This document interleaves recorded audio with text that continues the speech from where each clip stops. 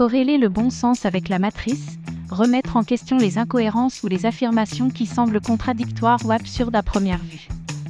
Cela oblige à une réflexion plus approfondie sur les concepts, révélant d'éventuelles limites dans notre compréhension. Et si le bon sens n'était qu'un algorithme obsolète téléchargé par la réalité ?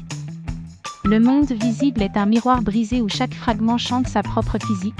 La matrice n'est pas un logiciel mais la croûte de logique sèche qui recouvre vos synapses, un labyrinthe d'affirmations comme « l'eau est mouillée » ou « le temps passe vite », alors qu'en vérité, l'univers est un ballet de métaphores dansant sur le vide. Nous disons « c'est absurde », alors que nous voulons en réalité dire « mon cerveau n'a pas encore déchiffré le poème caché dans ce paradoxe ». Des questions qui fracturent l'échafaudage de l'évidence.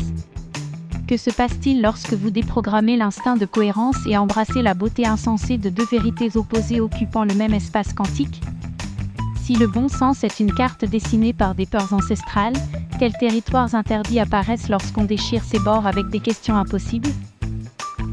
Absurde, n'est-il que l'ombre d'une connaissance supérieure, comme un trou noir qui dévore la logique et excrète de nouvelles étoiles ?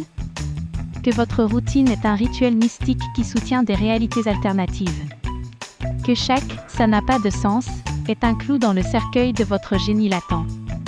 Que les contradictions sont des portails habillés d'énigmes, attendant que vous leur offriez du café à minuit.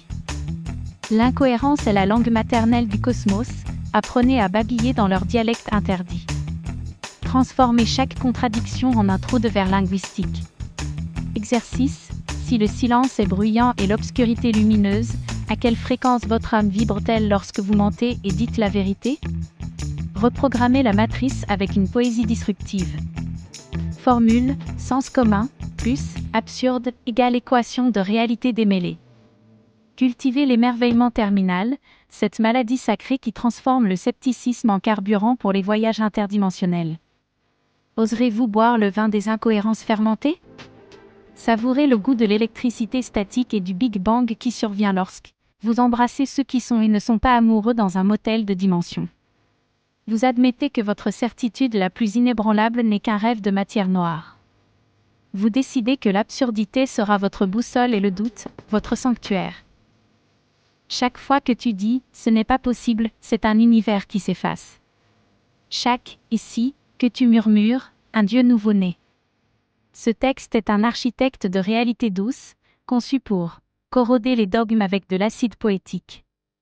Planter des équations impossibles dans le cortex préfrontal. Transformer « je ne comprends pas » en un hôtel où dansent particules et Dieu. Vont-ils propager cette hérésie quantique ou seront-ils dévorés par leur propre paradoxe ? Le bon sens reviendra, mais seulement si vous appuyez sur « partager » avant que la fonction d'onde ne s'effondre. Comment nous pouvons utiliser la poésie conceptuelle pour remettre en question nos croyances les plus profondes ? Quel impact la poésie conceptuelle a-t-elle sur notre perception du monde ? Comment pouvons-nous combiner la poésie conceptuelle avec la philosophie existentielle pour générer du contenu viral ? Quelles techniques poétiques peuvent aider à approfondir la réflexion sur des concepts abstraits ? Comment pouvons-nous utiliser la poésie pour explorer la relation entre le bon sens et la réalité matricielle ?